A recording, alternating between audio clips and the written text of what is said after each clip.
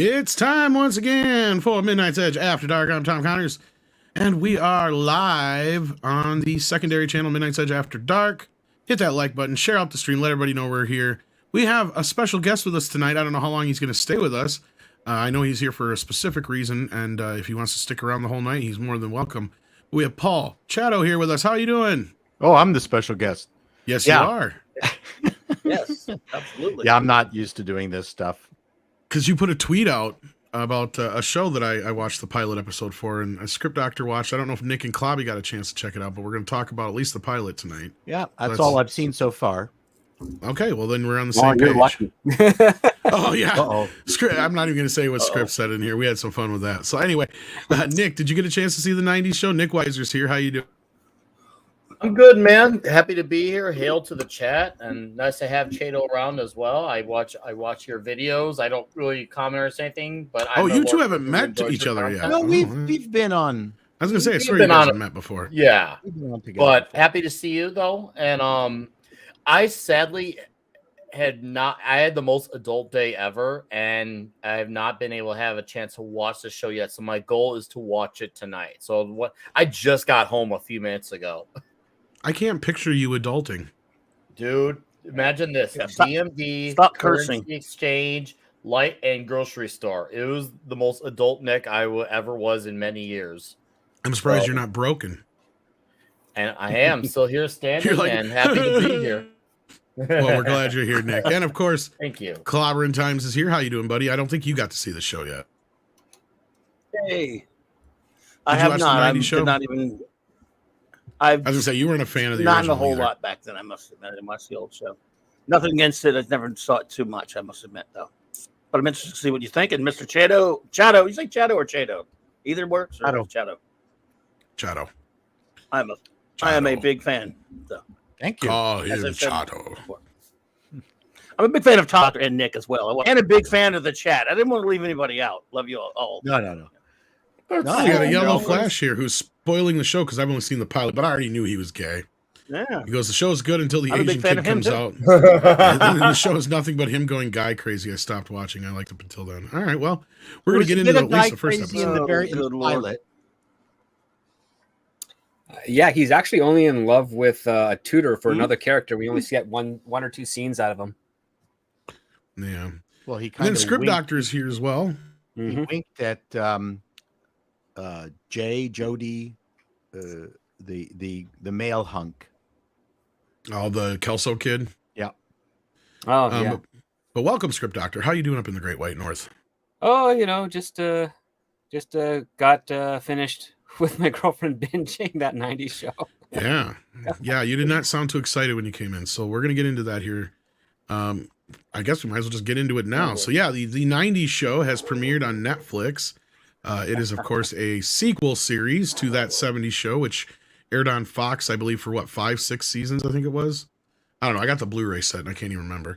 I think it was like 6 or 5. I can't recall. But yeah, I liked it all right. At the time, it's one of those shows. Was it 8 seasons? Holy crap. Yeah. I thought it was like, okay. So yeah. 98 to 2006. Jeez. 200 episodes. Yeah, that's crazy. All right. Well, Wow. let's get into it. So Paul, right off the bat, you posted on a tweet earlier today about how you felt about the show. You come from this world. You and I have waxed about sitcoms quite a bit. We know you have a great fondness for them. What did you feel about the show? I mean, were you even a fan of the original? Yeah, That's I was. I thought I'm taking things, as you know, from a very different angle. Quality is really not how I judge. It's more a question of, as I call it, green lighting. Yes, no. If I was a network executive and this was what the pilot was and it landed on my desk, I'd say, yes, let's go. It's got nothing to do with necessarily the quality. So people are arguing with me online. This show sucks. I said, that wasn't what I said. Oh, that part doesn't even matter when it comes to those parameters. That's the Correct. point. Thank you, Script, for defending me. That's what I was trying to be really clear, because no one else is reviewing it this way anyway. So I'm figuring, well, why not I own this niche. But from a personal perspective, I did mention a few things. There was some the jokes around the kids were clumsy. The stuff around Kitty and Red, people knew how to write for them. Donna, hold on, what's her name in the show? Well, her name's Donna, but I think it's Laura Prepon is her name. No, Yeah. Laura Prepon. Yeah, so Donna in the show, she looked like she mailed it in. She was not excited about doing the show at all. There's something going on. I don't know what it was, but she was just not interested in being there. At least that was She my was sense. only good in one episode that came later. Oh, Yeah. and Yeah, so- and But then she the definitely kid, phoned in on the pilot, I think, because she had almost nothing to do in the pilot. and the kids. I mean, I don't think they were as diverse is not the. They were very diverse in the Physically. modern sense, but they weren't diverse politically. There was like, if I'm going to write for this show, what kind of weapons are you going to make available to me to make my life easy? So a really easy show to write for was Frasier, because you had the two brothers and you had the father and you had, I mean, the weapons available to you to be able to create conflict was just brilliant. These kids, apart from having different levels of stupidity, were kind of similar. I mean, they look different. They will have different interests, I'm absolutely certain. But you didn't have the conservative kid. I mean, the 90s was a very interesting, pivotal point in American politics, in technology was slowly coming on board, and not necessarily that the first show needed to have that, but they're arguing over a beer keg. That's 1970s stuff. Thank you. Actually in the pilot. It was the probably one original of the 70s similar, pilot, yeah. something similar to that. There's something similar. They were trying to get a keg, and I can't remember. I think there was something to do with the had tap. a keg. I remember in that 70s show there was an episode where they didn't know how to get the spigot for the keg. That's which it. was weird, because even when I'm watching this, and I was, I think, maybe 14 at the time, you don't need a ID to buy a spigot for a keg, because it's only against the law to sell alcohol to minors. You can sell all the accoutrements for beer to anybody. It doesn't matter. But my point is, it had nothing to do with the 90s. It had more to do with the 70s. Yes, because we used to get kegs. But you know, so you've got the nerdy daughter. How come she doesn't bring up Tim Berners-Lee actually putting in the paper for the first World Wide Web, and then none of the other kids get it or care? I mean, script, isn't that a more interesting thing to do? Although the wider public probably isn't. It would be, yes, it'd be interesting, because none of the characters actually have a defining trait that distinguishes them from each other. So, I mean, you're right. They're Kelso 1, 2, and 3, basically. Well, there's one. There's two Kelsos in this show. But they all act the same, is what I was saying. But yeah, they don't. They're way too friendly to each other, way too quickly. They're way too friendly, way too quickly. You need a more dynamic. So you can have a nerd. You don't have you need a nerd. You need someone that's greedy. You need someone that's uber religious, and then you need someone that's incredibly conservative, and someone that's incredibly liberal. You know what happened in 1990? Nelson Mandela was released. Why the black girl? You've got the riots from the King beating in the streets in California. That might have been a bit too excessive. Well, I mean, you don't have to talk about it. You just have one person constantly bring it up and like, oh, we know, because you had that one character in the pilot talking about how her cousin did some celebrity's bathroom. Yeah. No, but you guys are right. Like, this was the thing I was saying yesterday on the show when we brought it up, was that, and you're hitting everything I have a problem with on the head, Paul. And I'm going to start off by saying what I liked about the show. Most of the original cast, from what I've seen of it so far, outside of the few poking head cameo bits that were a little cringe, we're fine. You're right. Donna had very little to do. Fine. The OG cast, like a glove, especially Kitty and Red, their shit fired on all cylinders. They had me laughing every time. The kids stuff, though, is the problem. And this is what I was afraid of to begin with, is that it has the original creators of the show. Now, as we've talked about, this show originally came out in the 90s. The 70s show did. So that means by the time that show came out, those creators were probably in their mid to late 20s, if not 30s or older, because their whole thing was they're doing a nostalgic show about the 70s. Okay. So now these people have no frame of reference for the 90s. Now, what's funny is you see a Zima bottle there on the table. That is the most 90s thing right here in this fucking shot. And that's the thing about the whole keg thing. These kids wouldn't be stealing a keg or getting a keg or doing any of that shit. They'd be trying to boost Zimas or something like that, or wine coolers or something like that. That's a 90s thing. Okay. And that's the problem. They needed to bring in somebody who's like closer to our age in rage group, who lived through the 90s as a teenager, who knew what it was like. And you're 100% correct, Paul. You're missing out on a ton of great material. The 90s, you had your PC era, which was a prototypical woke era. Where's your like pro-black, Malcolm X black character? Where's your, conservative kid? Where's your, like you said, pro-religious kid? All that stuff, 90s, NAS was big in the 90s. The rap group NAS. I mean, that was yeah. I mean, there's some real good shit that could have been tapped into to differentiate the characters. But and what it feels like is they're just trying to make these other. I don't buy it. Well, that's the thing, is they're trying to fit these newer characters into the roles of the older characters. But you're right, Paul, is they don't have a frame of reference for the 90s. Their shit is all nostalgic for the 70s. What do? First thing they do is they wind up in the basement. They pull out the records and the 8 tracks and all that kind of shit. And they go and get a keg. Like you said, all these things are very 70s things. None of these things were shit that kids were doing in the 90s. It just wasn't. Wisconsin. I'm from Wisconsin in the 90s. That's my fucking point. Like, I should have been a consultant at least, like, or somebody in my region. Like, you know what I mean? Like, did you have electricity? Yes, we had electricity, but that's my point, is the Zima on the table there was my point. That's the most 90s thing I've seen so far in the show. The main kid, Leia, she's the only one of the kids that I kind of get some of a character out of. The rest of them are either prototype of their original parents, the gay stereotype, and the one chick who does not belong in the 90s. Her attire and the way she acts belongs now. That'd be the neighbor chick who's living in Donna's old house. And I don't know any of their character names besides Leia. So that's another problem. And Kelso Jr., whatever the hell his name is, like those are the only 2 characters that really kind of stood out to me. Yeah, it was anyway. So yeah, it was problematic. They didn't have the diversity of having a foreign student who could barely speak English. I mean, the extremes of the 70s show were helpful in terms of trying to envision writing for it. They have not said it's a very pretty young cast. They are really they're like 15, 16-year-olds, yeah. Sweet looking. So they didn't nail it, but I wouldn't have had any choice but to green light it if I was an exec.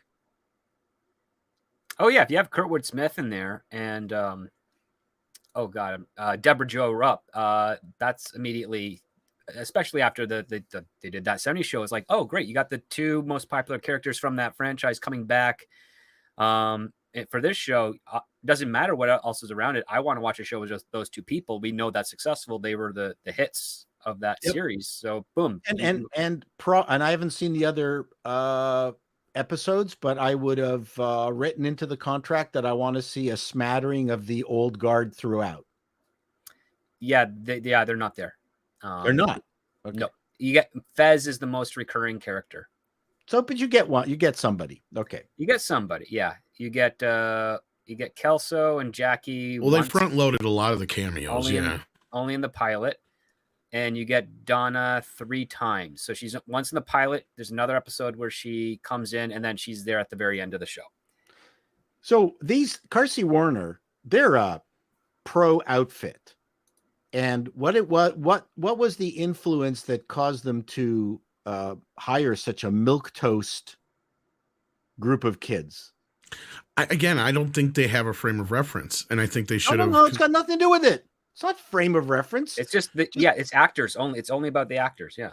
Or the actor sense, like I said, the only kid who can act is the main one. No. I'm not. Okay, like Script Doctor said, how come one isn't a conservative?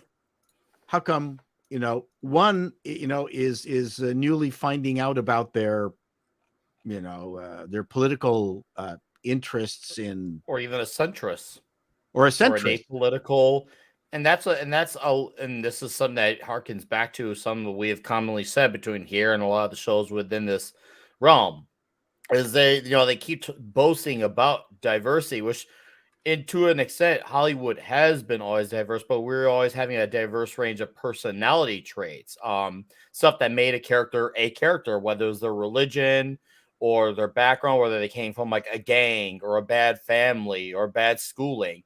And now it's just everyone has the same political leanings, same religious leanings. No, or if they have a variation, it's not allowed to be a certain few. There's certain ones that are off limits. They have very specific leanings, and yet it's just different shades of the same ideology. AKA, I mean, people who look different, who think the same way. Well, and that's what I was saying before, is they could have played into the PC 90s, and you're right, Paul. I agree with you on that part. As far as the actor-wise, whatever. I could tell, like, you have the Kelso Jr., like I said, the Leia is the main nerdy part. She's kind of supposed to be like a mix between her mom and dad. And then you've got, the gay Asian kid, and you've got the other Asian girl who's clearly the nerd, or like the smart one. Not the nerd, but like the smart one. The one who's dating the stupid. Who's dating the stupid one. And that's supposed to be in the last episode. You find out that she actually loves school and learning.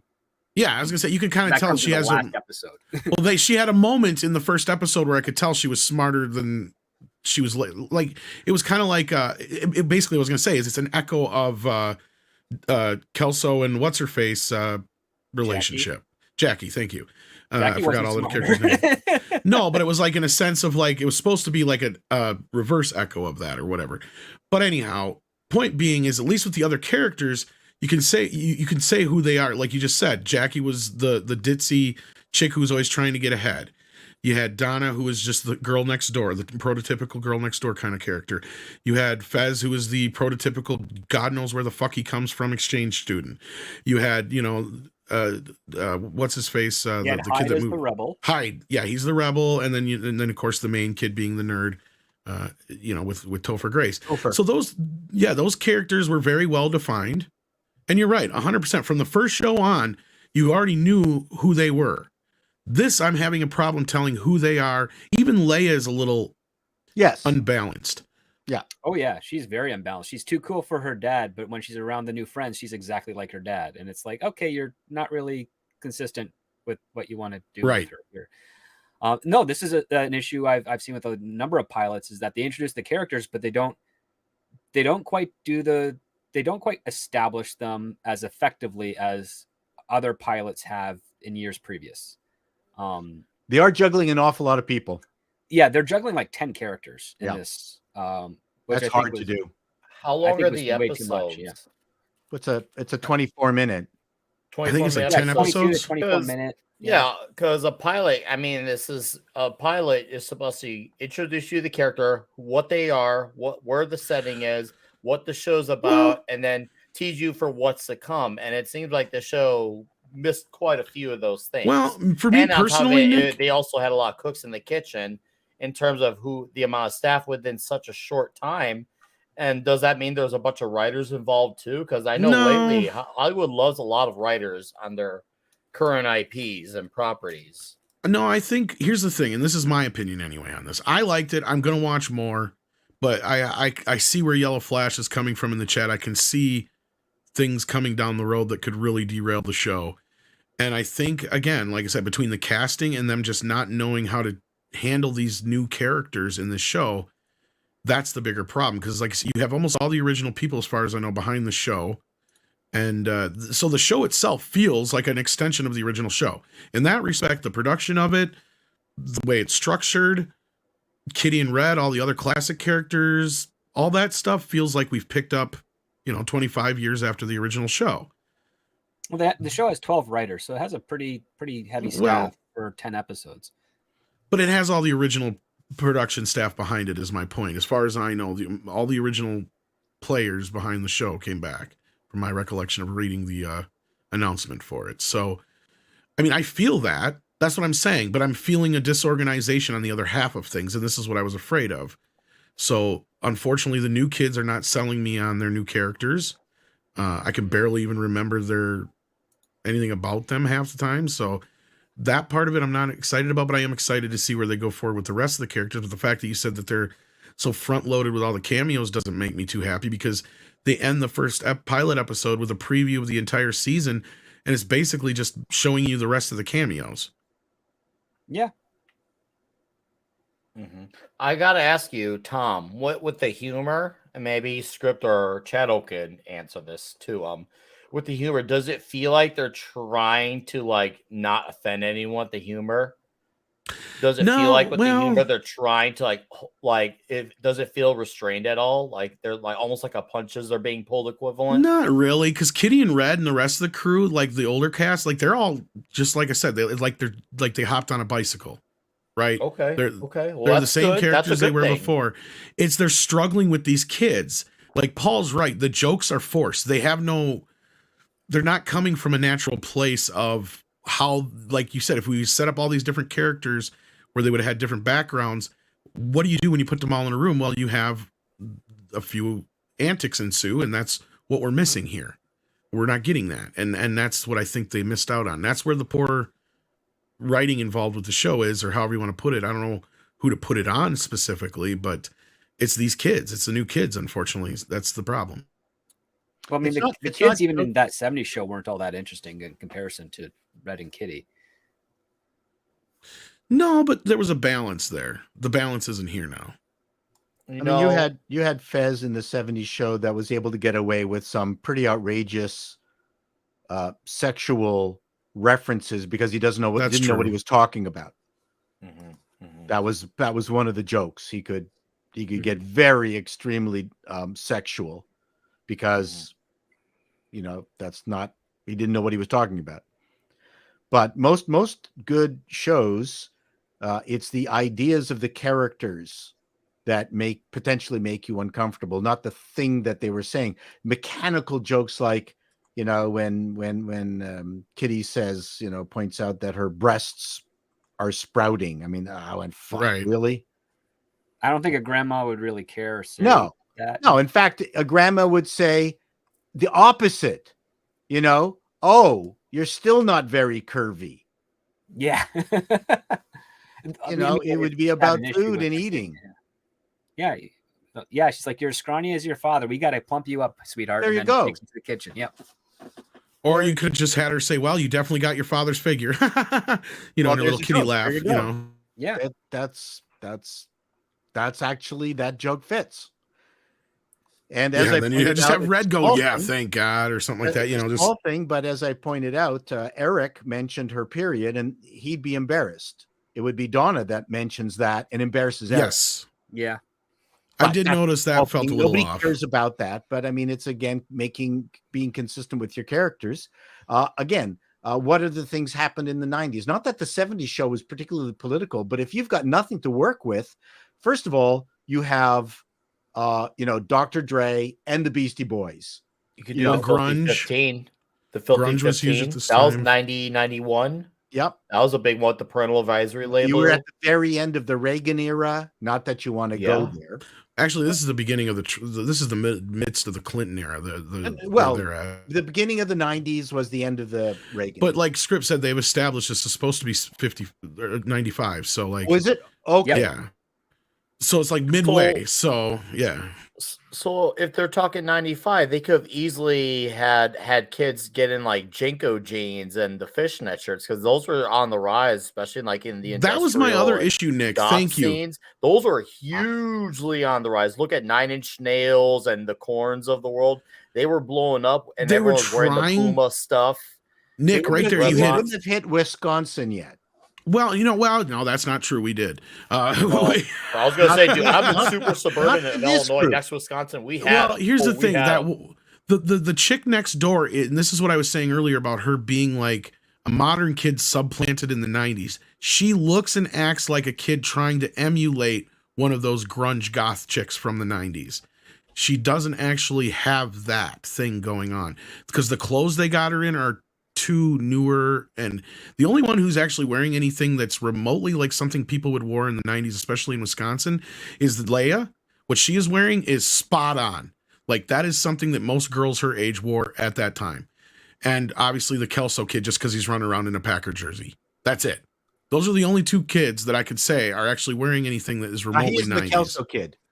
Okay. That's not Kelso is the womanizer. Oh yeah, you're right. You're right. I see. I get those two fucking mixed together too, because that's the problem. Is they're both two dumb characters like Kelso, and that's the thing is they don't have any differentiation between the kids outside of various things, and that's it. The gay kid, one is fatter than the other. That's it. Yeah, thank you, Script. That's the difference. The one's chubbier. Yeah. I'm surprised none of them are basketball fans, considering the Jordan run, 2 3-peats. Well, Leia is supposed to be into basketball, but they have. Oh, I don't know how much they get into that. But do we see the Gwen's parents? Just her mom. Just her mom. Single mom? Yep, single mom. Of course. Single mom. Her it's again, her brother has a different father. Right. They have the same mother, so they're half siblings. But she can't keep either man.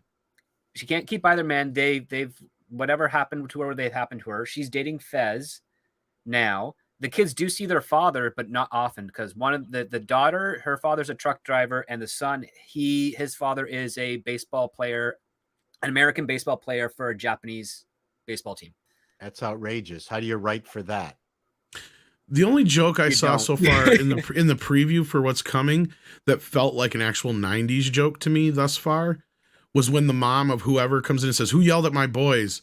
And he's like, "I did." Oh, thank God somebody finally. The daughter and the dumb. Okay, see, that's the only thing that felt 90s, because that was the PC period where like that was where the shit started coming in. It's like where parents are like, "How the fuck am I supposed to parent my kid?" You know, like I can't do anything without being completely scrutinized for it. And that felt proper, because you had that was that era where things were going from, you know, kids were basically being raised by villages to the point where, oh, you're not supposed to yell and discipline. Yeah, you're not supposed to discipline your kids and all. Yeah, like, yeah. The invention of the timeout. Yeah. Yeah, the invention of the timeout. So that was one of the only jokes thus far in the preview of what's to come that I felt like, yeah, that felt like 90s. But you're right, because other than that, unless they start throwing in some OJ stuff, because this was prime era for that. 95, like it was just on the cusp of, it was post, like, you know, we're just getting into computers, and I see they have one scene clearly where they have a computer in it, so like they're gonna have some joke about the internet. So that's cool. Whatever, they're heavily into computers now. That's what I'm saying. So like there's things that they should be having involved in this. But to me, it feels like they're trying to force the characters into rediscovering the other characters' past, like when Kitty brought out the box of records and games and shit. No, like, they don't do anything with that. Okay, good. Because like I just want them to find their own way. In postscript on the show, I found that offensive. The what? Postscript. They should have been programming in postscript, Adobe Postscript, so you could run the laser printers and the typesetters. I used to do that. No, the only joke they have with the internet is Kitty keeps rebooting the computer, which takes 5 minutes. And she and Red end up looking at sexy pictures of Raquel Welch and Kirk Douglas from. Oh Jesus! Yeah, that's it. It's a one and done type of gag. The kids in itself don't actually have any sort of conflicts or plots. It's really just she's home. She's visiting the grandparents for the summer, and things are getting done. The mother that comes and says, "Who yelled at my kids?" She actually thanks Red for doing that because she can't. That's the joke. Yeah, that's what I was saying. That actually felt like a 90s joke to me. But yeah. And she's like the neighbor Bob of this 90s version, because she pops over like Bob did back in the day. It's a show that doesn't get started until like the 10th episode, where Kitty decides to go back to work as a school nurse, and and then there's a love triangle that's introduced because they have to do it. It's a lot of pulling random stories out of a top hat and not even asking yourself, oh, would the characters that we wrote so far actually do this? It's like, doesn't matter. We pulled it out of the hat. We're doing it, type of thing. Well, and that's the thing. And like, if they're going to keep trying to do and emulate what they did in the 70s show, then do that, but do it with the 90s nostalgia factor. Like, otherwise it just feels generic when it comes to the kids. That's the problem. I'm wondering what the relationship is between Red, Kitty, and Leia. there's a good relationship between Red and Leia because Red does absolutely adore her. Like, You can tell he wants her around, just not the rest of the kids. Yeah. Yeah, he definitely wants her around, not the rest of the kids. He gives her some solid advice about how everybody, even at his age, are still trying to figure out what the life is like. And Kitty just wants to be her best friend and the cool grandma, and they get along. And there's some funny jokes here and there, but we don't get enough scenes with her and the grandparents, which is I thought that would actually be a big. Well, that's too bad because that was a big part of the original show. Yeah, between Topher, he would usually have a dad and a mom moment here and there throughout the shows, and yeah, but there's also there's the thing that they get right with Kitty is that she doesn't want Leia to go. She wants her to be around. And there's a point where it looks like Leia's not going to come back for next summer, and she's talking to one of her friends, and she's squeezing his hand, saying like, you got to fix this. And he is like, you're crushing my hand. And she's like, I just want you to want to see your, Leia again next summer because it's really important to me. And you can see the motivation that the grandma just wants to be able to see her grandchild. One of the things that they really did miss as an opportunity was that the main character, Leia, has a birthday over the summer and neither of her parents show up for it. And I'm like, that doesn't make sense. No, that makes no sense. Topher, Eric and Donna should be there to celebrate the birthday, but that's not the kind of parent they were. They're not. Yeah. No, because the whole thing's predicated on the only reason that she's staying there is because she doesn't want to go to space camp with her dad. But I mean, even if he doesn't show back up, the mom should, because she shows up out like that was the other stupid joke they had in the preview is, oh, your daughter's going to lose her virginity. And then they have Donna bust through the door with condoms and shit. It's like, yeah. And actually that's where she doesn't phone it in because she actually has a scene there. But the irony of the joke is that Leia is not actually interested in any of that stuff. She's covering up for the gay friend who is about to come out to Kitty because he has like a multiple step program of revealing that he's gay to people before he tells his parents. And because he likes Kitty a lot and is over there all the time, there's a familiarity. He wants to try and do acceptance. Yeah, that's nice. And it's actually a really touching scene because when he that does is kind of 90s, yeah. When he comes out and says he has a boyfriend in Canada, Kitty says, "Oh, Canadian, you don't want to date them." Like, and then it's like my sister-in-law or whatever had left her ashes in a truck, and her Canadian boyfriend took the truck and it never came back. And he's just like, "What?" And she's like, "Oh, I don't care about your being gay or not. You're a nice boy," and all that stuff. Like, it was very genuine and honest, and they actually worked in some believable Kitty jokes for that scene. But yeah, it's an all over the place type of show. It doesn't have the importance that other sitcoms have when a problem is presented. Like, one of the problems is that, they're donating a bunch of red stuff to a church, and they need to sort through and get the stuff packed up, but they find out that their bag of weed is in one of the boxes that Kitty took, so they have to go through all the boxes to find it so they can have weed to smoke later. And that's not much of a real conflict. It's like, you're 15, 16 in Wisconsin. You don't have a dealer by now? Yeah. I mean, I think they would be more worried about getting caught than anything. Yeah. Because at that point, it was like heavy duty laws still around here. So like, yeah. But anyway, let's see what the audience is saying. Waltman says, actually surprised Alec Baldwin got charged. Well, we'll see how far it goes. Him and the armorist got charged with involuntary manslaughter. And the assistant district attorney really made I think he was on his knees making that deal in order to do this. Because he's getting charged as well. He's getting a reduced possible sentence in exchange for testifying against everybody else. Oh. Once again, celebrities continue to. Well, and I'm just very surprised. And the reason I say that has nothing to do with how I feel about Baldwin or anything like that. It has to do with the fact that in the past, when these things have happened, nobody has ever been held accountable, at least on a level of going to prison. Now, on a civil court case level, that's a totally different story. But yeah, we'll see how this plays out. I don't think he should go to prison for it. Yeah, I don't think he will. J-Roar says, did you hear about the first restaurant to open on the Mood? It had great food, but no atmosphere. That was for Paul, I'm sure. Mecha J says that 90s show was a mixed bag for me. I really enjoyed the scenes with the OG cast, but the acting from the new cast ranged from mad to cringe. Yeah. So far, that's my reaction to the pilot. My personal review. Yes, 90s Coors Party Ball, not keg. Yes, that's the thing I was trying to say with Yellow Flash in the chat, is that kegs at that time were just not practical for kids. And again, Script and I are going to sound like old people on this, but you're doing a comedy. You got to get like the one kid that's 6 foot that just feels out of place. You have to give the writers easy targets. Well, they kind of should have them, because that's what they are, is the outsiders. Yeah. They're not the preppy kids. They're not. No, but it's got nothing to do with it. I don't give a fuck about that. I'm saying just give the writers. Stop interrupting me.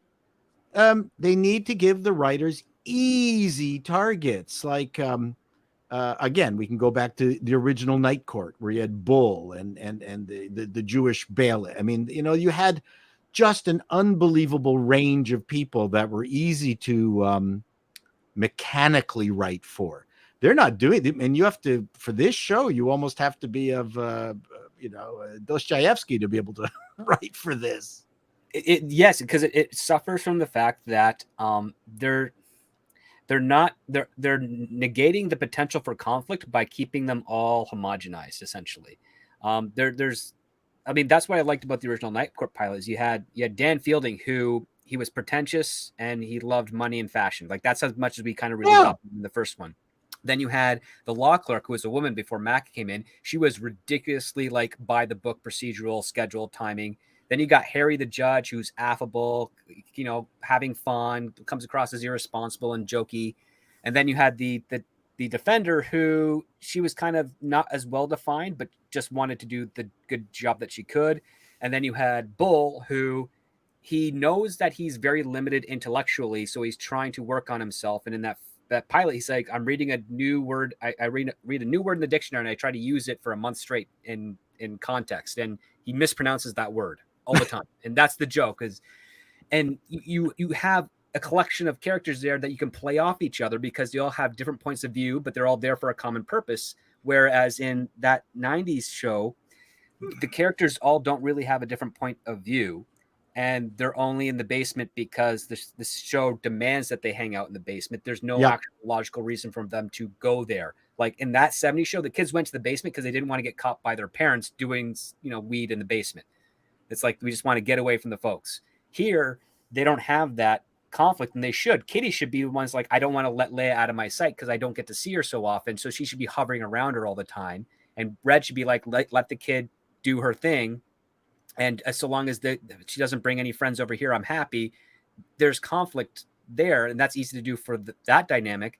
But the group of kids themselves, you have Kelso and the other guy, his overweight clone. They're just best friends. They always have each other's back. And then the overweight guy has the Asian girlfriend, so they make out all the time. There's no conflict there. Then you have the next door neighbor friend, who's just kind of a pseudo rebel, doesn't actually have any conflicting values. No, she's not a rebel at all. She just dresses and pretends to be like one, but she doesn't actually do anything to put No, I'm completely shocked. Then you have the snarky gay Asian boy who's just there to be snarky and Asian and gay. That's right. He's the Latino housekeeper at 2.5 Men. Yeah. That's what he's being used for. That's kind of insulting, actually, I found. It really was, because I would look at that more like, okay, if I had to do these groups of kids, I would make one super religious on the conservative side of things. I'd make one super liberal PC. I would make another person a jock, totally into sports, and then I'd make one that's the hardcore nerd, and then you'd have the rebel, and that's your collection of characters. And what brings them all together is maybe they've been friends since kindergarten, and now that they're going through puberty, they're having different points of views, but they're still trying to hold on to their friendship at a habit. And that's where you can actually have fun with stuff in the 90s. But again, they didn't do that. They didn't even really lean into the fish out of water aspect for Leia, because she's from Chicago, and she's This is her first time That's spending the summer true. alone in Wisconsin. See, there's the That's thing. a If she really was from good Chicago and she came up to where they're at, they would have been like all enamored with what Chicago was like. Because like if anybody come from around here, like we're like, oh, I'm from New York. What was it like? What did you do? Because we're not used to seeing shit like that. So they'd have been like obsessed with like knowing about, and they would have think that she was cooler, and that's where it would have played into what you guys were saying earlier about how she's playing one version of herself in front of like the grandma and grandpa and certain other parts, but then she's not confident enough with the rest of the kids. That would have been her in to be cool and confident with the rest of the kids and be more of a Donna character than her father instead, which is kind of what she is around the other kids. And I agree with you in that. That's one of the problems with her character. And you could have had at least a period of time where she could have been the Rachel of the group, in that she's from the big city. I mean, wouldn't that dynamic happen in Wisconsin? That's what I mean. Yes. Wouldn't Like they be? her father's a university teacher and her mother's an author. I'm not even talking about that. I'm talking about the kids are going, you're this kid from the big city. You're a snob. Like, Yeah, they she should be because of that. Yes. Probably what? She should be a little snobby because, again, like I said, she's from the city. Her parents are academics. Right. And in Wisconsin, it's blue collar jobs, working hard, doing what you can. That's what you should have had, is a dynamic between her showing them how to have a good time, like they do in where she's from, in the more more metropolitan area. She has no idea how to have a good time. That's the joke. Mm-hmm. I mean, and the thing is, I remember when I was working for a gas station where I was the only person who not only had a high school education, but I was working there over the summer to get to university. And one of the guys hated me, and he called me the professor because I was getting more schooling, and he hated that. That would have been a good character trait for one of the people there. Oh, and then a big part of the 90s, and I remember this vividly, is the anti-intellectual movement, where if you were a kid and you wanted to read a book, you would be like accosted and told nerd or whatever. Or if you did good on a test by accident, you'd be like, that was more 80s. You're a brain. You got to get out. It's like, by the 90s, nerds were cool again because that was when things were starting to shift. Not in the rest of the world, man. well, that's kind of what Revenge of the Nerds 3 is about, and that came out in 93. Well, not all parts of the United States reacted the same way because they had taken over because of computers, and that was the future, and Silicon Valley had already kind of taken off at that point and stuff like that. You're conflating nerds with just someone who does well in school and maybe isn't a nerd, because we actually in a couple of schools that I went to. You're conflating geeks with nerds is what you're doing. I'm telling you, this is what it was. The kids that got kicked out or dropped out of school were considered the cool ones. And if you didn't have that, you were considered untouchable, like get away from us type of things. And you were formed into your own sort of cliques. And that was the mid to late 90s in academia. From my experience, going from basically Ontario to British Columbia, and then and even for a short stint in Nova Scotia. That's how it was. If you cared about trying to do slightly well, or at least pass barely in school, you were considered uncool and not talked to. Yeah, but see, here's the thing. You guys are talking about, I grew up in this era. This is my time in this region. Like, this is from where I'm from. Like, I know these kids. Like, I should know these kids, and I don't. That's the problem. That's what I'm saying. Like, none of these kids are familiar to me.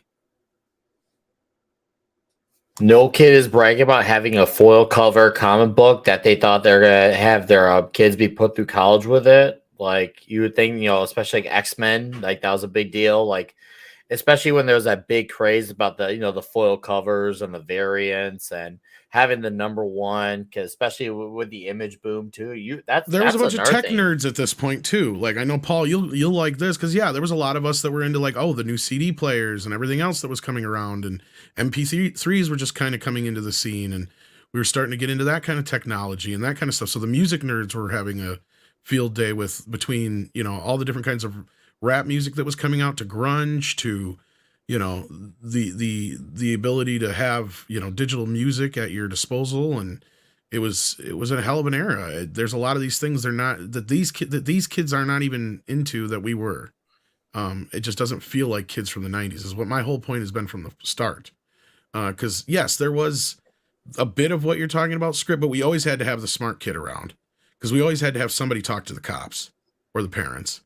And but it's not out of the realm of incredulity to have one person's nose be bent out of shape because she's the smart one. And again, it's the not the backstory, but it's the subtext of the person and how they react to someone. So, I mean, we're just missing that. And also the 90s was also that, well, there are like video games, Nintendos and shit like that. These kids. That's what I'm getting at. That's what I'm saying is like, these were completely different kids from the 70s. These kids, we're not talking about the 70s. We're talking about the 90s. No, I know, but that's what they're trying to do is that's what I've been trying to say this whole time is my problem with the show is they're trying to emulate things from the 70s, things that the way kids would act in the 70s and do in the 70s and things that kids were into more so than what they're like stilted characters. I don't understand what you're talking about. What do you mean trying to do something? Okay, here's my example. What are you talking about? They're trying to make them do the stuff in the 70s. I'm not understanding. Like they're making them go to the basement. They're making them go to the tower. These are not the kind of shit that kids in the 90s would have done. They wouldn't have done the same shit their parents would have done. In fact, kids in the 90s would have done the absolute opposite of what their parents would have done. That's the kind of kids we are. That goes more with what Script Doctor's saying with the whole like, that was our punk movement.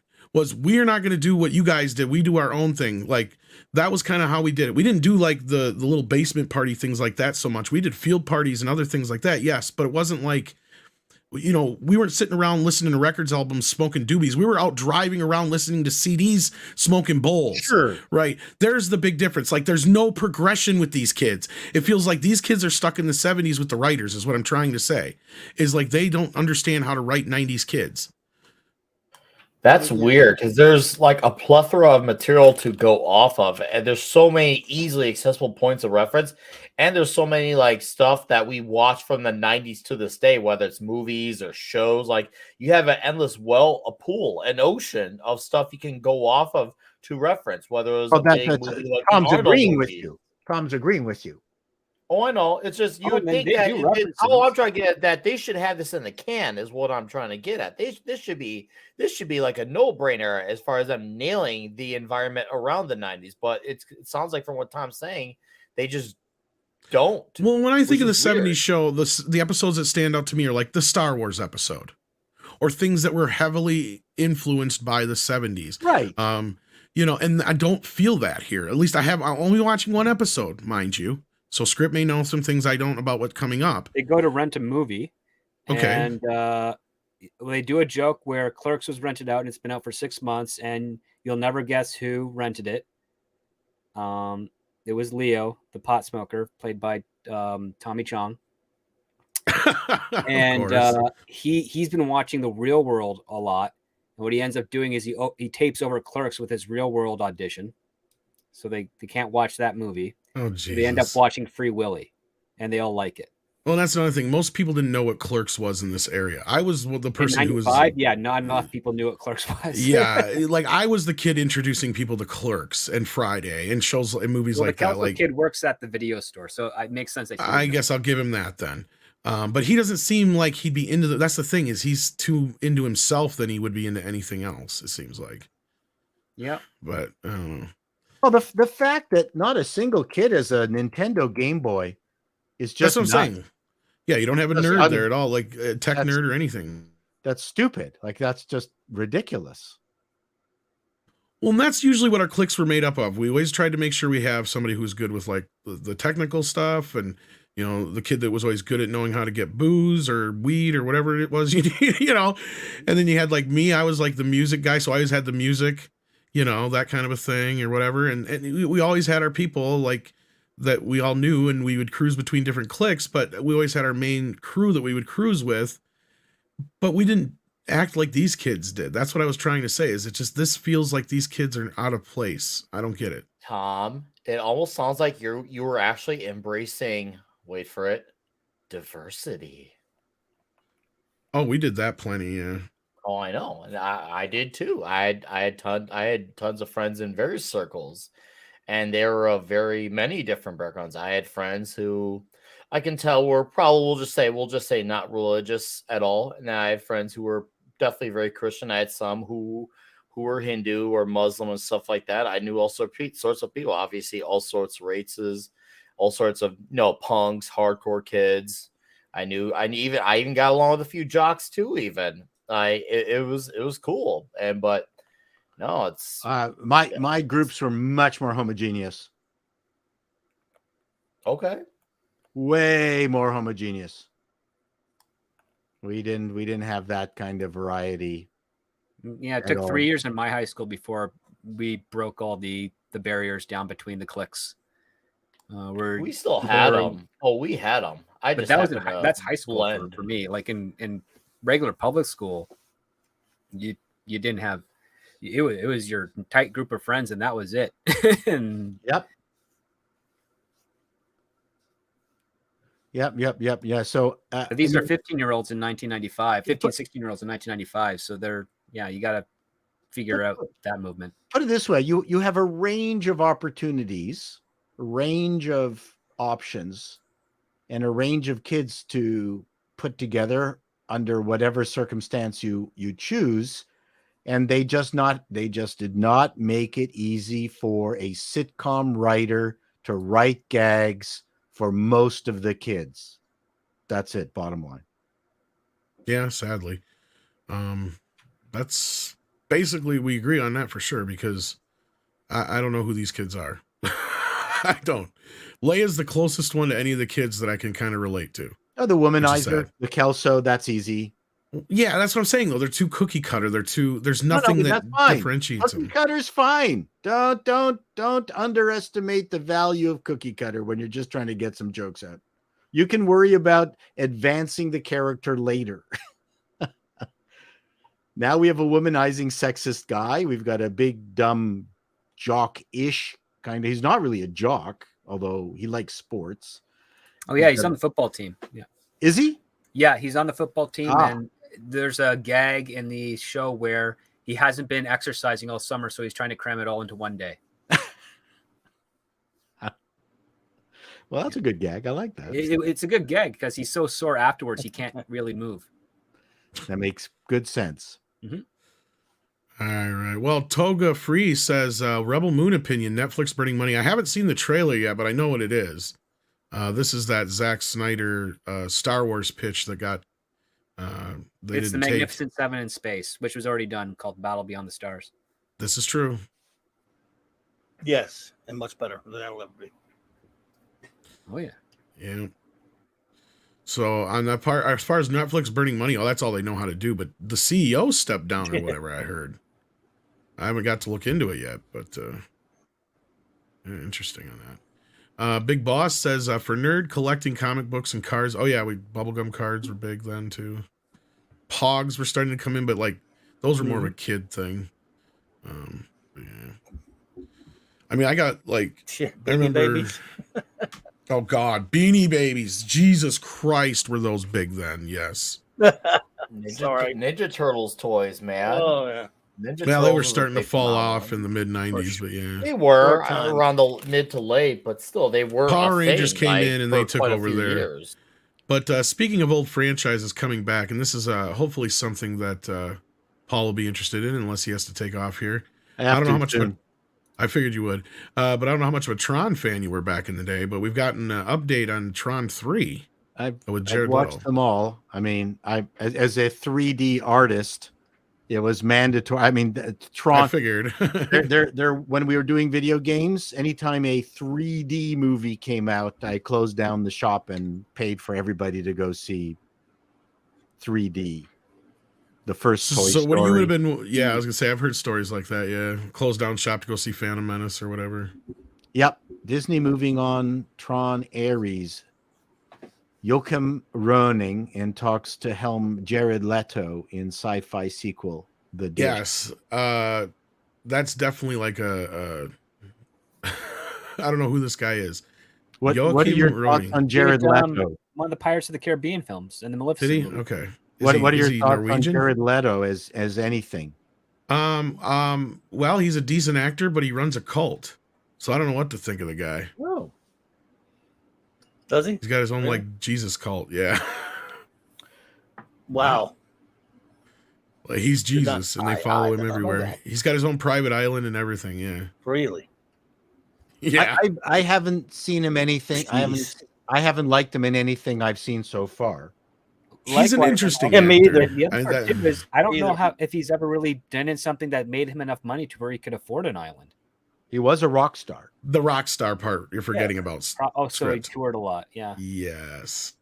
I mean, I didn't like him as the Joker. I didn't like him. No, I in, hated him as a Joker. And I Wow, we have a panel who doesn't like the Joker. I finally fit in. his Sorry, Joker. I'm His not Joker, used yeah. to this. Well, he's talking And I about wouldn't have had a problem with his Suicide Squad Joker. Yes, exactly, Clobby. And I wouldn't have had a problem had they established that this is not the Joker. This is like Jason Todd Joker that I'm like, oh, fine, whatever. You know?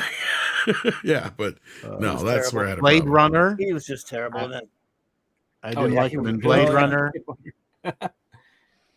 I don't get him. I don't get his attraction. Girls The think women he's like cute. him. That's all that Agreed. mattered. So yeah, so needless to say that there's a bit of a history with Tron. Our good buddy Cameron Prasha actually worked on the series Tron Uprising, and it was beloved by the fans until about the time him and I believe a few others were removed from the show and others took over, and then it went downhill from my recollection. And yeah, then we heard about this new sequel that was being worked on. Now, the significance of Tron Ares, as far as I understand it, that is they may be working off that original plan. For those who don't know, when they did Tron Legacy, they were kind of planning on a franchise at that point. So maybe they're still pulling from those ideas. One can hope, I guess. But yeah, as it says here, the director had worked on Pirates of the Caribbean, Dead Men Tell No Tales, and the Maleficent sequel, it looks like.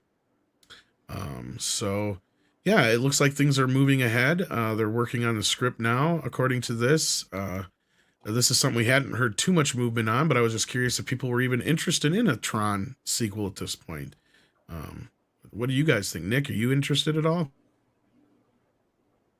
No, I mean, no, I'm not really generally interested, but if I'm at home and nothing else is on, I guess I'll watch it. But here's the thing, like I don't get why Jared Leto keeps getting work, but then again, we're in the day and age of failing upwards. So it's like you did bad at one thing, so we're gonna promote you for your failure and move you to here. So I guess it makes sense in that regard.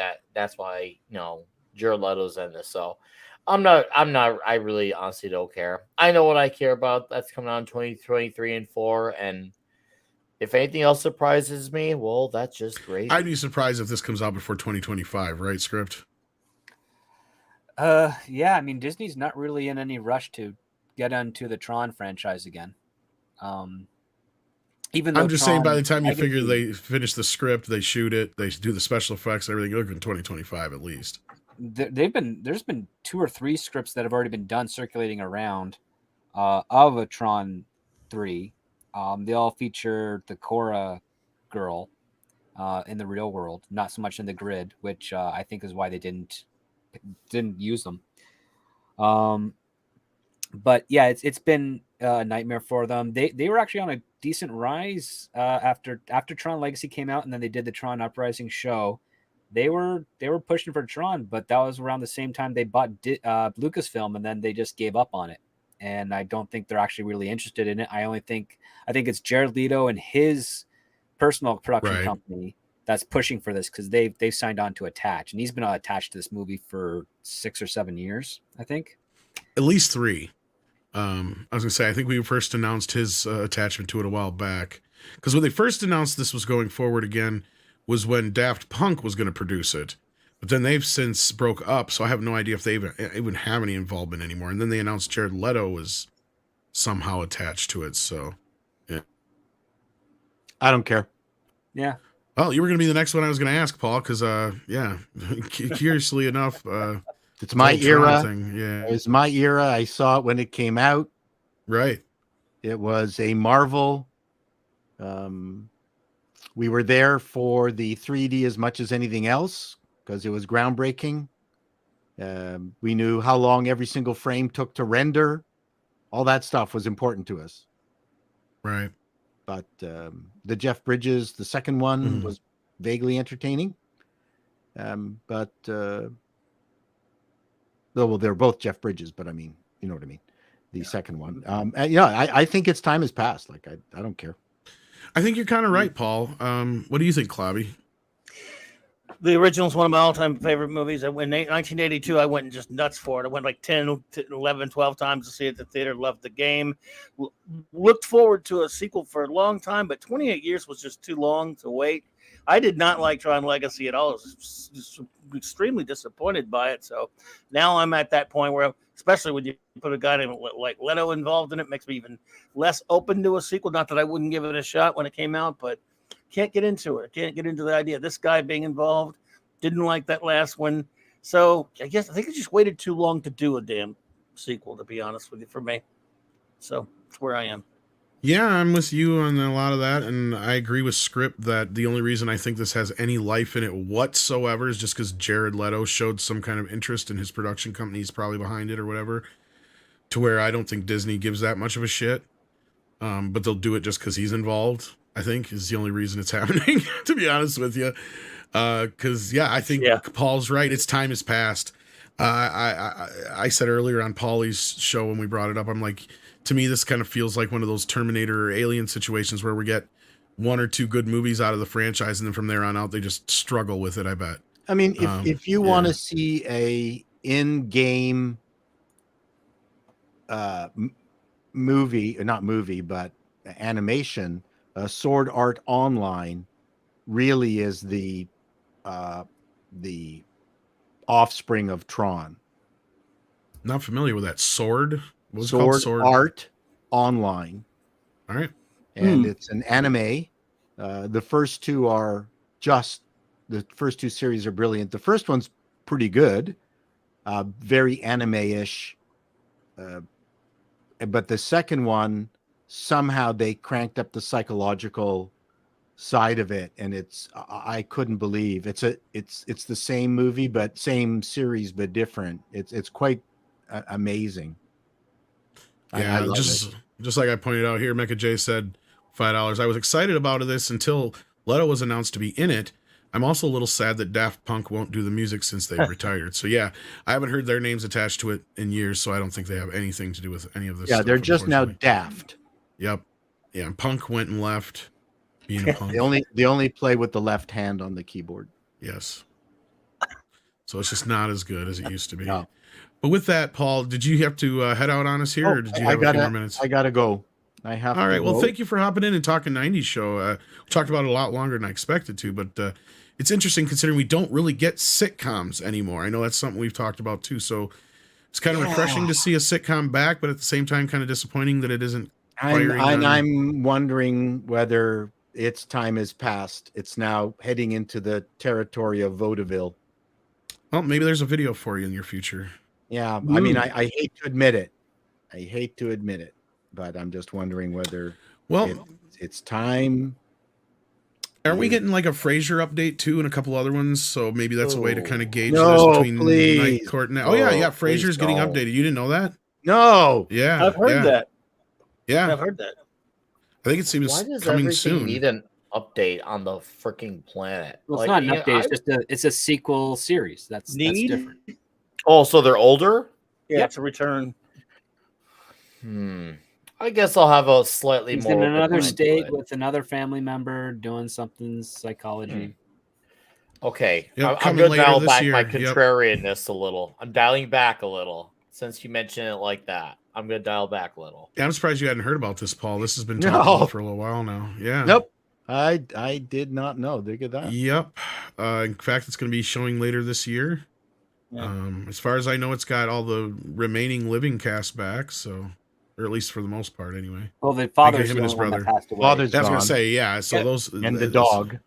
Yeah. And the dog. Yep. So it will have these two in it, as far as Everybody I know, wants to make a comeback. Yeah. Wow. See. Everybody wants to make a Work comeback, and- dude. I guess they all time. Well, here's the thing, Paul. If They're there's all any of Tom them that Brady. has a chance to maybe do it, it's that one maybe. Well, the performers are great. That's And what I the mean. big- It has, yeah, sorry. Yeah, they're leave the OG people there and don't bring in a bunch of kids. Yeah. So- Well, I mean, there's only one Yeah. kid that they There you bring go. in. That'd be Frederick because he's probably 40 right now. And, Right. And so you could have Right. Lilith come back, and she was a great actress. Yeah. I mean, she still is a great actress, so Yeah. Frederick will be gay. probably. Of course. And No question about it. I hear somebody wants to do Escape from New York and gender swap Snake Oh. Plissken. Oh, they've been trying to do that since I started in the industry. Really? But not even, yeah.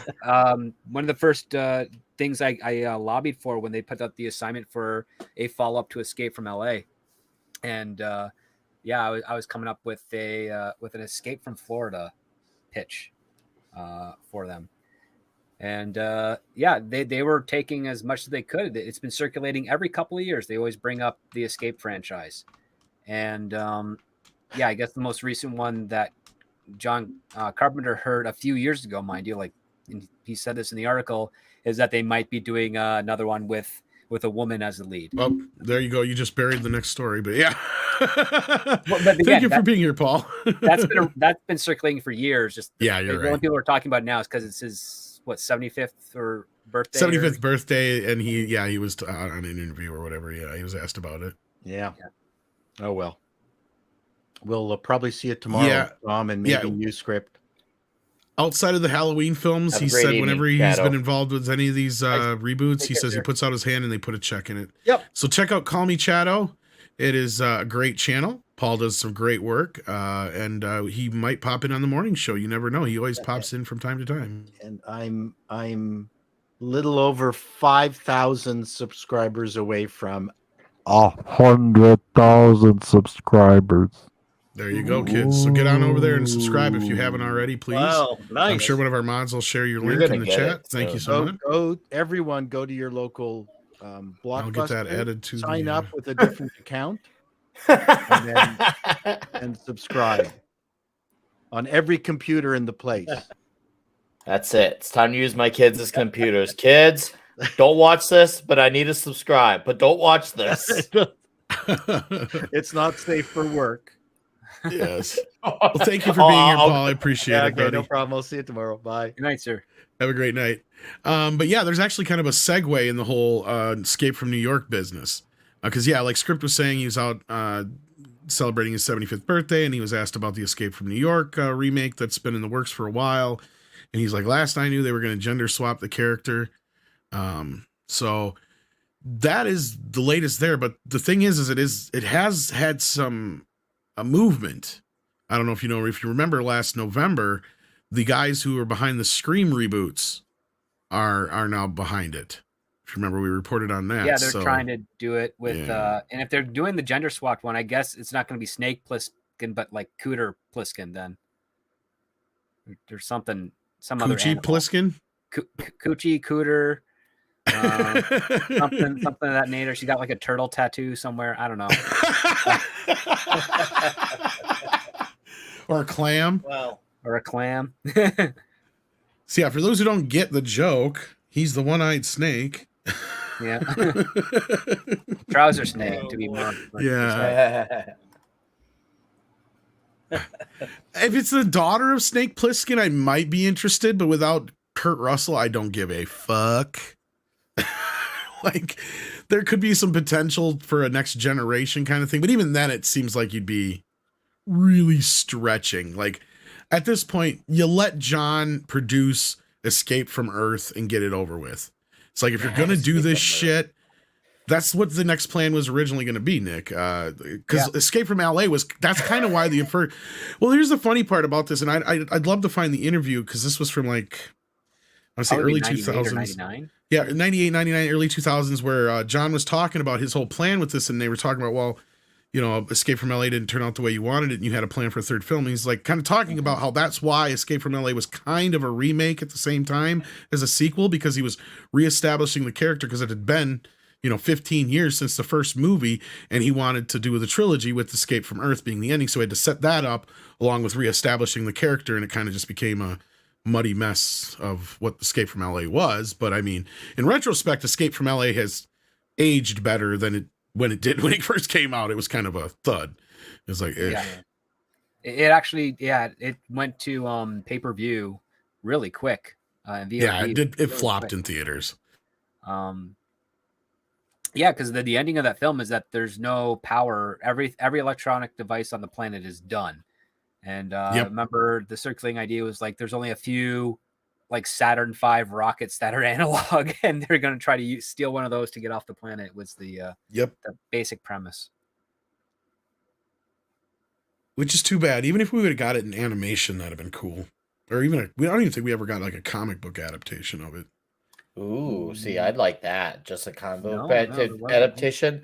My biggest issue with the daughter part is just like, how many more remakes till we make these with the female version that till we've done all of them up and realize, oh hey, look, there are literally no men on the planet left, because that's just all that it feels like, and because of that, it makes it that much harder to get behind anything. Even if there was a good writer behind, let's just pretend that there was for the sake of the conversation, but it's just like every single thing is female fronted. Nothing is absolutely off the table. It's just like, You okay, just wrote just say it. That you don't want men to exist. Why don't you just make a movie called Escape from Men and then be honest with I was it? just 'Cause gonna then I say, would it's actually funny. Isn't that like respect Cherry that. 2000 or something? Basically, there was one sub movie about that, but I think it was what was it? That one with Ned, not Ned Beatty, the other Beatty, Jesus Christ, the one who played Tyler Dick Warren? Tracy, Warren Beatty? Warren Beatty. Thank you. Yeah, what isn't that the one that was what about? Oh Was yeah, the Warren few- Beatty. Yeah, the post-apocalyptic movie he made where like women are like almost non-existent. A Boy and His Dog. Isn't that kind of what it was about? Okay.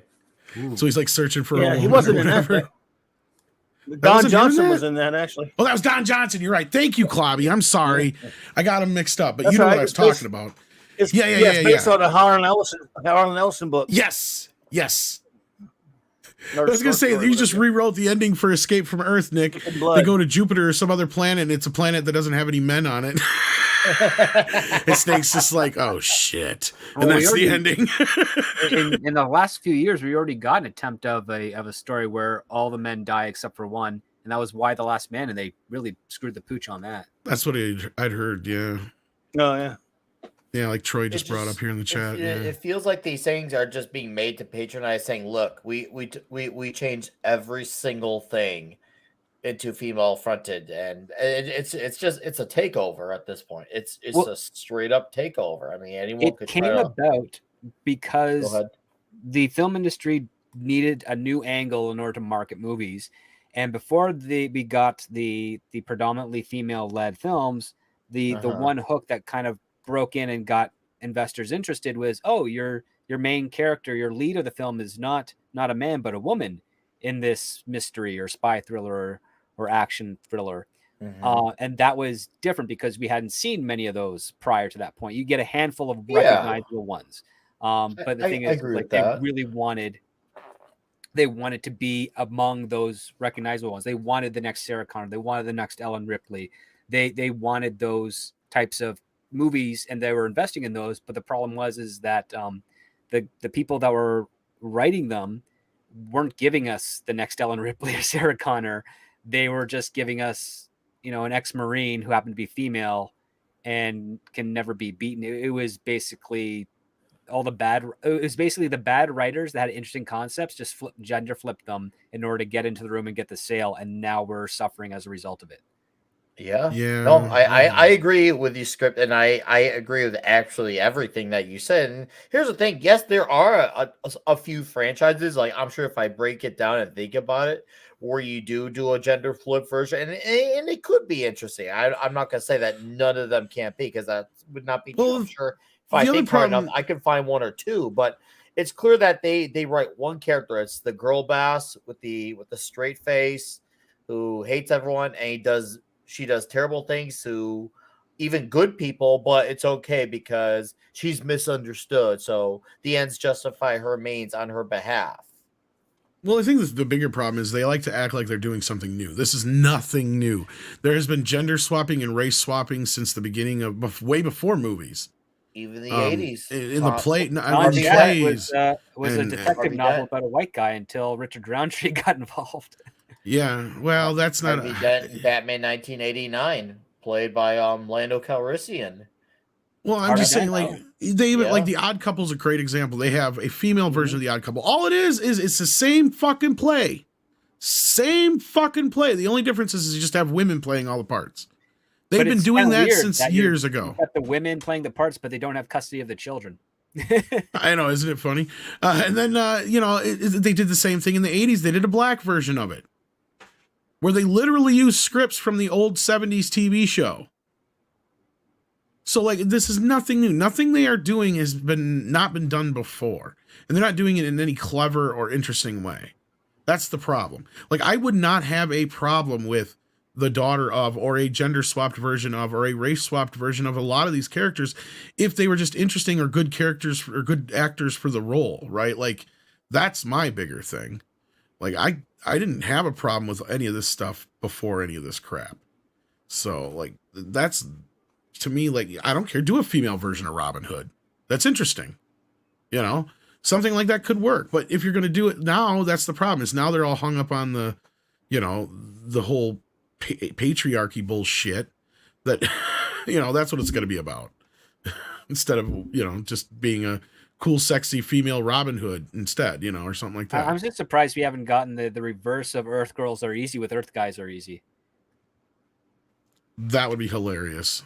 Like Julie Brown should come back and do a sequel. Yes. Yeah. But That would be female funny. aliens covered in fur that have to shave themselves in order to attract men. For those who haven't seen that film, it's funny. You should see it. Jeff I do Goldblum play and Jim selections from Carrey. the soundtrack. Jim Carrey, Damon Wayans. Even Michael McKean's in there. Yeah. Gina Davis, of course. Mhm. Yeah, it's pretty. Who played? Oh, Charles Rocket played her boyfriend or husband originally, right? I think so. Yeah. Or the fiance. Remember. Fiance, is that what they were? Yeah, fiance. Yeah. I think it was. Yeah. Yeah. Poor old Charles Rocket. Yeah, poor Charles Rocket. Because Earth guys really are easy. See, there's Guy the that got tagline. fired from Saturday Night Live for saying the F word. Yeah.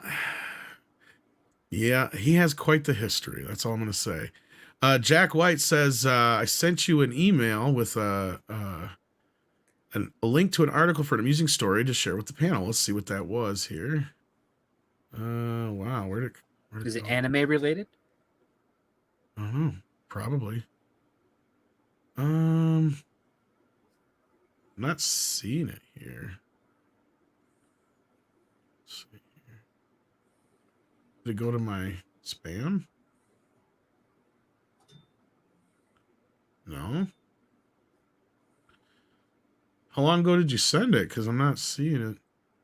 And I haven't gotten any emails since like 3 something this afternoon. So I wonder if Google's acting funny. Yeah, because I haven't gotten any emails for like 3 hours. Something's up. If you know what I mean. I'll try and check back again here in a minute. Jack, I'm sure you sent it. I'm just sure that Google's probably being a dick right now. Nikki D says, do you guys think phase 5 of the MCU will substantially reinvigorate the fan base to flock back to the theaters as they did for phase 3? No. Nothing they have right now, unless they completely... Okay, Nikki, here's the only scenario where I see this as a possibility. If they find a way to get out of the MCU where they're at right now, Fantastic Four looks like it's going to be good. X-Men gets revamped in a good way. Then, and maybe only then, will they have a shot at reinvigorating the Marvel Universe at this point. Other than that, I see a no-win scenario here. Nothing they can do going forward is going to bring everybody back. I just don't see it. What do you guys think, Klobby? No. No way. Nothing. And did you just, I know you were being hypothetical, but do you even think there's even a scintilla of a chance for the Fantastic Four to be any good by these idiots? That's a good one. That's Good what I one, mean. Tom. It's so Yeah, slim. no, it's not a chance, exactly. no. Oh, yeah. Yeah. not a prayer. It's going to just go downhill from here. They might pop out a decent one every now and then, like, once in a while you may get another something close to Spider-Man No Way Home level. You might not, but you might. Once in a while, since they're going to keep doing these terrible things, a decent one might squeeze through every now and then. That's the best you can probably hope for. And I'm very skeptical of that, by the way. I'm just saying, maybe that. You know what I mean? But I wouldn't be too hopeful. Yeah, I agree with you on that. Like, you're right. We might get a Spider-Man No Way Home here and there, but nothing on a level that's going to bring people back. Script? Like I said, it's unlikely. I mean, Peyton Reed's movie's being recut as we speak. If the reports are accurate. You've got Iger back in charge of Disney for the next 2 years. So any productions that are currently going on right now with Marvel are definitely going to get some of his attention to a degree. It looks like we might get more of the same, at least for the next 2 years. And I think Klobby's right. There might be one good one that will slip through, but have to wait and see. We haven't got any word yet on what the next Spider-Man film with the Disney and Sony partnership still continuing. So that might be your vestige of hope for a good MCU film. Yeah, I hear you there. Nick? Yeah. Nick, step away. I think Nick stepped away. I think he stepped away. And Jack, for some reason, it's just Google is not working with me. I even deleted a bunch of old Hey guys, mails. sorry. Fine. Yeah, I'm there. I saw and heard the question. I mean, I don't personally. I'll make it quick so you can move the show going. But I don't think it's gonna have a major reinvigoration at all. I mean, hey, I'd like to be wrong, but I'm gonna lean more towards what Klobby said. I think you'll have every now and then your one that will be receptive, and that's great, obviously. But obviously, when it's once in a while, one out of every 5 or 6 is being good. That's clearly not enough, especially for how much more material they're pumping out. So it's at that point, it's just the DCEU all over again, is what that is, and then eventually the diminishing returns are be even more diminishing. So. Yeah, that's where I see that as. I think what they also did too with phase 1, 2, and 3. I mean, they were innovators for what they did. There has not been something done to that capacity in movies, and to do that, obviously not only is that trend setting, but you had all these companies who wanted to chase that trend, and a lot of them didn't want to, take their time to see what made it work, because once again, Hollywood always learns the wrong mistakes from success. They don't learn the right ones. Like everyone just like, oh, hey, we got to do that too. And they all sprinted to catch up, and almost all of them tanked at it. And, great for Marvel because obviously it worked. A lot of people, myself included, were very invested for 10 years. Like I have all the Blu-rays of all the movies except Captain Marvel from phase 1, 2, and 3. I have all of them minus that one. And, and I've gone back to them at least a few times each. And they definitely hold a place in my heart, even the ones that are not as good, just because it was part of a storyline that I was really invested in. But where do you go from there? I think, and that's something I thought they were going to be able to top at the time. Boy, was I wrong. I was dead wrong. Yeah. Well, moving on from there, I still haven't got the email yet, Jack. I'm going to keep checking back, and I'm going to have somebody send me a test email in the background, too, just to see if there's something going on. But otherwise, as we mentioned before, the Scream reboot directors were working on Escape from New York reboot, or whatever you want to call it. And today we got a Scream 6 trailer. Am I the only one who watched it? Yes. I figured as much. You're the only one who watched Here's the thing. I almost watched it. I figured as much. I almost had a moment for a few minutes, and then I saw the poster, and I'm like, nah. This thing looks pretentious as fuck. Like, this is just beyond at this point. They should have just left it with 4. And that's about all I have to say about that, since nobody else watched the trailer or has any interest in it. I would have watched it if I'd known, buddy, but I just didn't know about it. Well, did you even watch Scream 5? Or have you even seen the other films? I mean, at this point, like... No, I saw the first. I got dragged to the first one back in the '90s, and I'm still angry about it.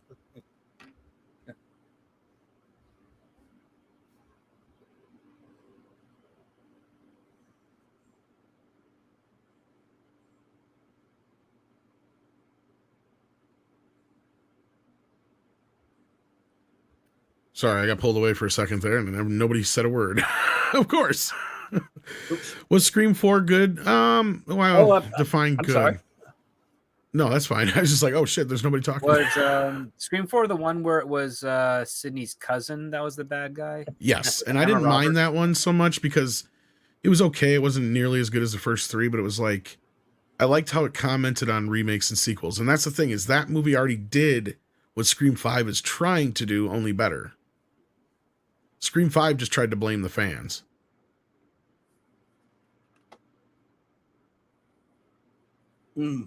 So okay, so yeah, who do you think is going to be the ghost face this time now? Because you know it's got to be one of the characters from the previous Scream film. It has to be because of the way it's set up. It's either that or somebody that is a descendant of, because they have like a room that's full of regalia from all the earlier Scream films, all the old masks and costumes and shit. And so they're either going with that stupid plan that they had thought about for a while of having Stu actually live, or Stu having a twin brother. And Matthew Lillard will be the killer. Or it'll be some, like I said, child of somebody from one of the other killers or something, just like they did with, because that's the catch. Spoilers for those who haven't seen Scream 5, and this is one of the reasons why it's really, really fucking stupid, is that the main hero now is the daughter, the illegitimate daughter of the killer in the first film. Not Stu, but the other one. How that worked out? Me either. Billy like 16. Billy was 16, and they're kind of trying to insinuate that the girl he was flirting with in the video store, he fucked around with her or some shit. Whatever. So the daughter's like 30? Yeah, she's old. It's supposed to be old, but she's not. It's like weird. It's kind of like it's kind of like you're just going like, wait, how does that work? Well, it's like it's better script because they actually have her talking to Skeet Ulrich throughout the film. Okay. Like, yeah, they have him in Billy regalia and makeup, trying to make him look young, talking to her as a ghost. Oh God. It is so batshit motherfucking crazy, dude. It is like, what the fuck? How did people like this movie? I'm like, beyond the fact that the movie blames the fans, right? Because that's the whole thing that's predicated on, is that they can't do anything different with the sequels because all anybody cares about is the first one. It's like, no, you're totally missing the point. The fans care about, things staying, canon. They care about things, that happen being, they don't like shit just being rebooted. Like, that was what the whole point of Scream 4 was about, was don't mess with the original. Like, yes, that part is true. But the sequels have nothing to do with that. And you just trying to say that, fans are toxic. They literally use the term toxic fans. And they basically have one of the killers as one of these people who's pretending to be us, right? Who's having an issue. It's like, you are completely missing this whole thing. And there's a lot of people who like the film. And this is what me and Cameron Pasha got into about. Because I'm like, what fucking movie did you watch? Like, because this is not the same movie we saw. And they Jake Skywalker Dewey big time. And he goes out like a bitch. He goes out just like Han Solo. And it is just horrible. Anyway, so spoilers for those who may not have seen it. But yeah, I don't think you're missing much at this point. So Scream 6 is basically Ghostface takes Manhattan. And I shit you not, that's what the trailer looks like too. It's like, it feels like that. It's at that point. We've reached that point now. Like, what's next? Ghostface in space. That's it. I mean, you know what's a really good way to stop the Ghostface serial killer? Just monitor every company that makes the Ghostface mask and track the sales to see who's buying them, and then just investigate the people who buy the mask.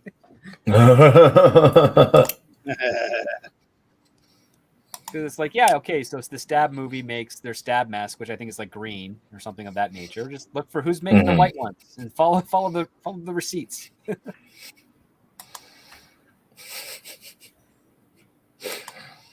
with that. Yeah. So Jack, yes, something is up with Google's email. Because I just had somebody try That to is send me an email and it did weird. not go through. I've deleted a bunch of emails. I think their server must be having an issue. In about 2 hours, I'll probably get a shit ton of emails. So I will try to address it on the next show, Jack, unless you can DM it to me in the meantime on like Twitter or something like that. But I don't know if you are on Twitter or not. Jack White then sends in another 10, says, to answer your question, Script, yes, it is anime related. P.S. Not surprising that most of the stuff I send you guys is anime related because most of the Western stuff you guys already see and cover. Oh, there's that too. That's a good point. But if I can't get this to load up between now and the time we end the show, which is going to be shortly here, I will try to address it on the next show. I apologize humbly, but like I said, I have not gotten an email since before 4 o'clock this afternoon. We're going on pretty much 3 hours now since I've gotten an email. So I don't know what's going on with Google. I wish I knew. But anybody else have any issues getting emails? Anybody? I've checked the spam I gotta go folder, check. everything. Let me go check. Yeah. 'Cause I don't have Gmail. I mean, or I do technically when And I I even created pay my for the YouTube. extra space, so it's not like I should have to delete anything, but just in case I did, just to make sure. Because, you know, sometimes you're full up or whatever, but no, for some reason, it's just not coming through. Nothing is coming through, so. Weird. All right, kids. With that, then, since nobody else watched the trailer, and that's about it, I did check the spam, guys. I did. I've checked them all. I've checked them all 3-4 times now. I got where my it's at. emails from Yahoo. One of them was even 10 minutes ago because I have Yahoo that I use, and I have also. All right, I'm not talking about Proton Mail. Yahoo. I'm talking about Google Mail, Gmail itself. Yeah. Okay. Yeah. Let me check my Gmail. Okay, Jim then. says his is working fine. Yeah, mine's working. Last email I got was an hour ago. Well, what the hell? Why is mine not working? I suppose it has something to do with my... I suppose I had to clean out my cache or something. Let me see if I can get it on my phone. Okay, now I got something from Nicholas Horton. Okay. Okay,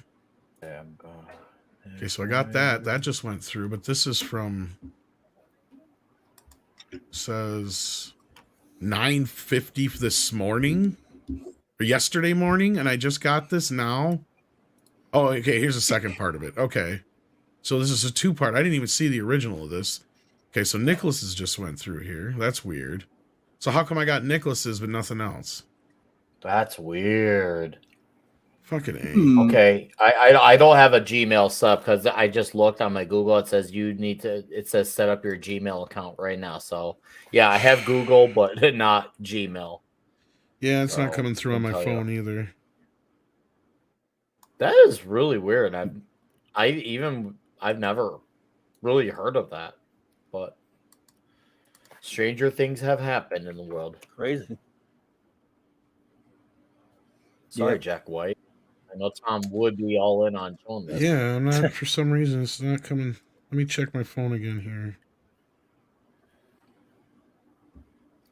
Randall, your TV is your YouTube Yeah, is the last listening thing to you. It says you same thing mentioned on my Scream phone. 4, and now it shows up on the YouTube recommended. Oh shit! Yeah, they're listening. Dang, And who's that? they're listening, buddy.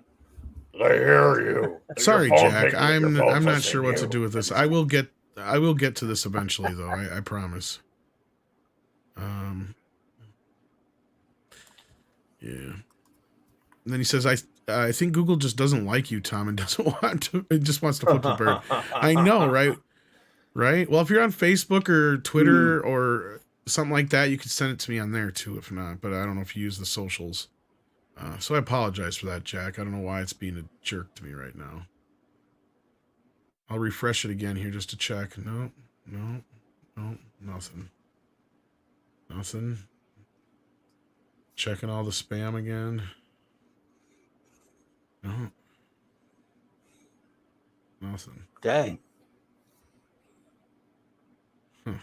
That's true, Randall. They're listening but not hearing us. True enough. Yep, exactly. Google is racist towards Tom. It is. Well, we have had storms Google's in my always area, said but I nice don't things. know if that... Google- Oh, okay. Google's always talked nice about you to me, Tom. That's all I can say. Yeah, sadly, we Said lost nothing- David They said Crosby nothing as but well. nice things to me. So those Oh, who may yeah. not have heard, yeah, Google That's hates me. unfortunate. Well, I hate Google back. All All right, guys, let's get the hell Get out back, of it here. works for me. Clobby, you got anything coming up you want to plug? Oh, yeah. It's in a little over an hour. I got the clubhouse tonight with my wonderful first officer, Raquel, and a great chief engineer, Mark D. And tomorrow night I'll be on the Great Dadman Walking's channel at 10 p.m. Listen to me. 7 p.m. Central. 7 p.m. Eastern, but I can't get my time zone straight. Talking some NFL playoffs with him. And then I'm with the great Nick Weiser at his channel at the comic shop over there. We're reviewing Infinity Gauntlet number 3, 8:30 Central. That time I got right. And then tomorrow, the Saturday night Star Trek, 9 p.m. Central, back as usual. So with Did you see reviewing 4 more episodes of Deep Space Nine. Tim Hayes, I got your email, Tim What? Hayes, all of a sudden. So I got an email from Tim Hey, Tim Hayes, Hayes. so that's worked. Says, I have Facebook, but I don't use it, and the reason most of the stuff I send you guys is anime related is because Japanese creators are interested in entertaining people, unlike most of Hollywood. Well, there you go. And yes, everybody I've hates heard that. me. Yes, and Sadie, I know you've got to go out. Script Doctor, anything you got coming up? No. Other than I'm almost finished writing my review for the Taylor Sheridan Linus thing on my Patreon, and yesterday I dropped my comparison between the original 1984 pilot of Night Court with the 2023 pilot of Night Court. So, and that's a free for all. So, just if you're not sure if you want to sign up, just go over to my Patreon, and you've got one free article there to read to see if that wets your whistle, and if you want to patron the site. Yeah, so do check that out. And then Nick, anything you got coming up? Yes, sir. Tomorrow night, the comic shop talk, as Clobby said, Infinity Gauntlet issue number 3. We've been doing a week-by-week review of each individual issue, deep diving. So that's been fun. We're continuing on with issue number 3. And, of course, I got a video coming out this Saturday. And, of course, you can find me here. Find me on Yelling at Park Cars with the Comics Division and the Dix Division. And, of course, next week's Toxic Tuesday is True Lies. So, yeah, that's all that's on my resume for now. Chad, thank you for being here. Thank you, mods, as well, for doing all the wrenching that you do. And thank you all for being here. And, of course, great to have the panel and Chado as well. And, Tom, thank you for having me as well. And I hope everyone has a magical evening. Yes, indeed. And I'm checking the email again, and nothing has changed. So I don't know what the hell's going on with it, but maybe we're having some server issues in some areas or something.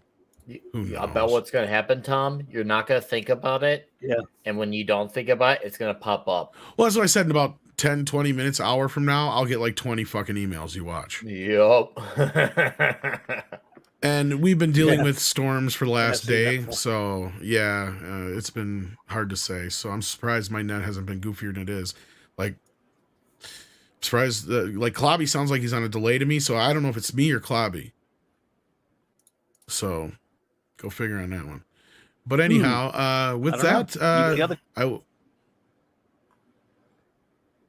see, there we go. See, we just talked over each other on accident.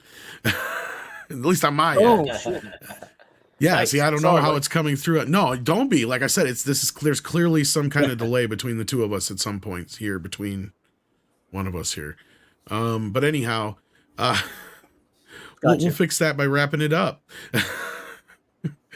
With that, please take care of yourselves and each other. See you on the morning show if I don't see you on TNT a little bit here from now. Take care. Night, kids. Thanks, guys. Bye.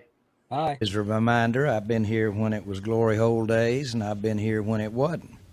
And so having said